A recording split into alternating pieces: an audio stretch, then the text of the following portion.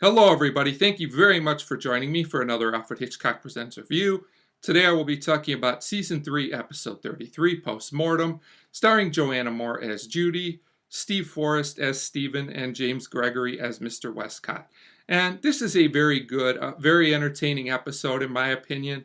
And most of the reason for that is that not only is this episode very fast paced, it's also very entertaining. Now, I don't think it quite has the dramatic impact that some of the all time great episodes have, but this is still a memorable episode in its own way, and I do highly recommend Postmortem for fans of the show. So, we start with a woman taking a bath named Judy, and she's a very interesting and entertaining character throughout the episode. Her husband Stephen comes into the room. He brings her a fan, which will be important later on in the episode, and they basically talk about money. It seems like they're not in great financial shape.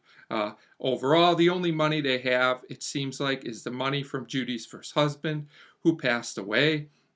And at this point, Steve also injures himself on the fan, which was kind of interesting. So we go to the next scene, and Judy gets a visit from reporters, and we learn more about her first husband's passing away. It seems like it was from natural causes at this point. We also learn that her late husband, Harry, bet on a horse before he passed away, and this horse won. So all Judy needs now is the ticket, and she will get to claim all the money.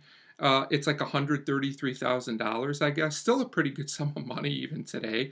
So Judy and Steve are now searching everywhere for this ticket. They can't find it. They do find some of Judy's old love letters, which was kind of a humorous scene. There's some pretty good humor in this episode as well. So they keep talking. The letters don't help too much, and they come to a conclusion that the ticket must have been in Harry's suit pocket. The problem is this is the same suit that Harry wore when he passed away, and now he's in the grave. So at this point, Judy has the idea to have the coffin dug up, but Steve's reluctant. He says it gives him the creeps. We'll find out more about that later.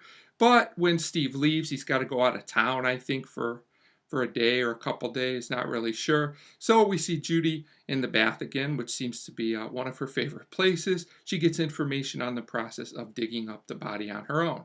So at this point, Judy goes to, I believe it's like the cemetery, or the place where they dig up the body, and she meets a man named Mr. Westcott, who says he's a reporter and he just wants a story, and basically in exchange he'll help, and he'll be there when the body is dug up, and then he'll give Judy the ticket if they find it.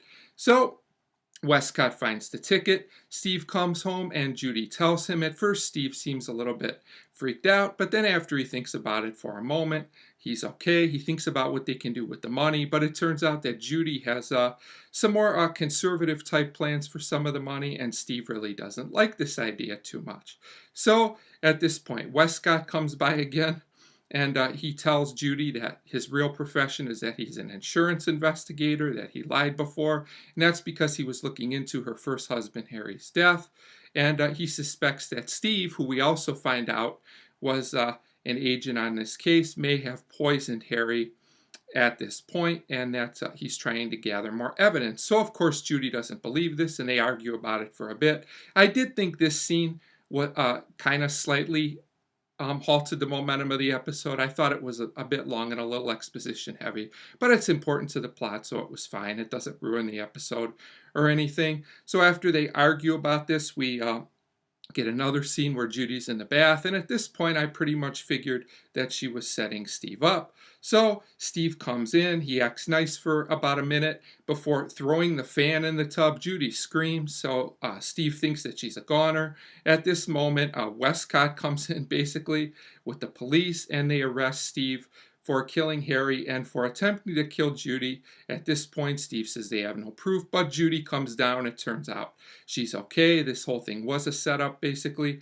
to trap Steve, and she's a witness. And then before the episode ends, Judy seems a little bit depressed about everything until she remembers to get the ticket back from Steve. So I guess things will be okay for Judy after all. So like I said, this episode packs a lot in 25 minutes. It's just a solid fun and entertaining episode to watch. Like I said, it doesn't quite have the impact of some of the all-time great episodes, but that shouldn't stop you from watching Postmortem, and I'm going to give it a 4 out of 5. So overall, I do consider Postmortem to be an essential episode of Alfred Hitchcock Presents.